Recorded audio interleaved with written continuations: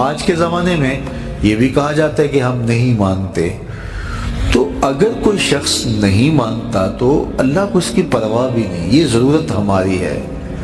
فرمایا قل ما یعبأ بکم ربی لولا دعاؤکم، اے محبوب فرما دو تم نہیں پکارو گے تو اسے بھی پرواہ نہیں ہے، ضرورت تمہاری ہے، مانگنا تم نے ہے۔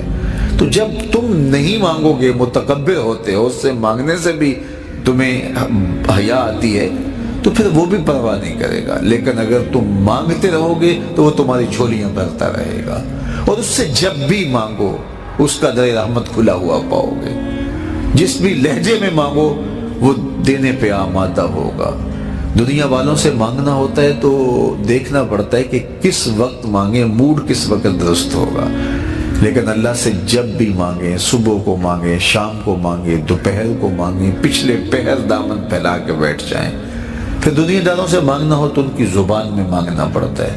اللہ سے اردو میں مانگیں، عربی میں مانگیں، ہندی میں مانگیں، سندھی میں مانگیں، نظم میں مانگیں، نثر میں مانگیں، اقبال کے لہجے میں مانگیں، سعدی کے انداز میں مانگیں، رومی کی طرز پہ مانگیں۔ نہیں مانگنا آتا خالی ہاتھ پھیلا دیں، وہ بند لبوں کی بولیاں بھی سنتا ہے۔ مانگے تو صحیح، دستے طلب تو دراز کریں، وہ کریم ہے۔ جب اس کے سامنے بندے ہاتھ پھیلا کے دعا مانگتے ہیں وہ خالی نہیں موڑتا۔ ان ربکم حیی کریم یستحیی من عبدہ اذا رفع یدیہ الیہ ان یردہما صفرا۔ تمہارا رب حیا کرنے والا، زندہ، سخی اور کریم ہے۔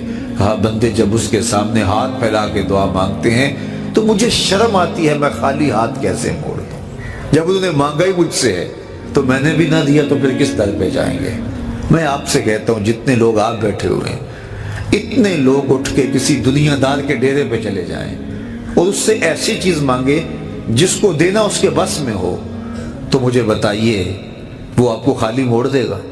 وہ کہے گا ڈیرہ داری کی شان کے خلاف ہے کہ اتنے لوگ میرے دروازے پہ آ گئے ہیں اور میں ان کو خالی موڑ دوں۔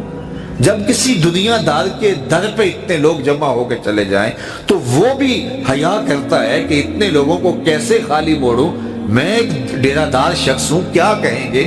اسے حیا آتی ہے اتنے لوگوں کو خالی موڑتے ہوئے، تو رب کی دہلیز پہ ہاتھ پھیلا کے جب مانگیں گے تو رب خالی موڑ دے گا۔ کہا وہ اسے حیا یستحیی من عبدہ اذا رفع یدیہ الیہ ان یردہما صفرا۔ جب تم ہاتھ پھیلا کے اس سے مانگتے ہو، اللہ فرماتا ہے مجھے شرم آتی ہے، مجھے حیا آتی ہے کہ تمہارے اٹھے ہوئے ہاتھوں کو خالی موڑ دوں۔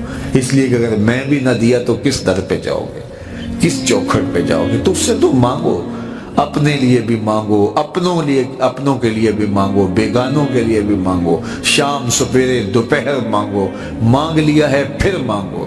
دنیا داروں سے ایک دفعہ مانگ لیا جائے تو پھر دوسری مرتبہ مانگتے ہوئے ہم وقفہ ڈالتے ہیں، یار یہ ادھار بھی مانگا ہو تو کہتے ہیں یار اب کچھ سال کے بعد کہیں گے، وہ کہیں گے روز ہی یہ مانگ لیتا ہے، اس کی ضرورتیں پوری نہیں ہوتی۔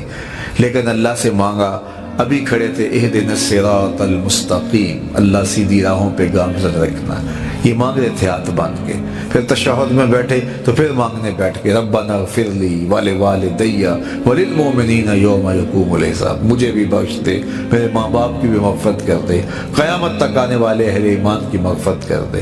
سلام پھیرا تو پھر ہاتھ پھیلا کے بیٹھ کے ربنا آتنا فی الدنیا حسنۃ وفی الآخرۃ حسنۃ، بار بار مانگے، 100 بار مانگے، وہ کبھی نہیں کہتا، اس کا در رحمت کھلا ہوا پاؤ گے، اور وہ بندوں کو دینے پہ آمادہ ہوتا ہے۔ کوئی مانگ کے تو دیکھے، ہم تو مائل بکرم ہیں، کوئی سائل ہی نہیں، راہ دکھلائیں کسے راہ رب منزل ہی نہیں، جلوائے طور تو موجود ہے کوئی موسیٰ ہی نہیں۔ کوئی سچی طلب لے کے تو آئے، تڑپ تو لے کے آئے۔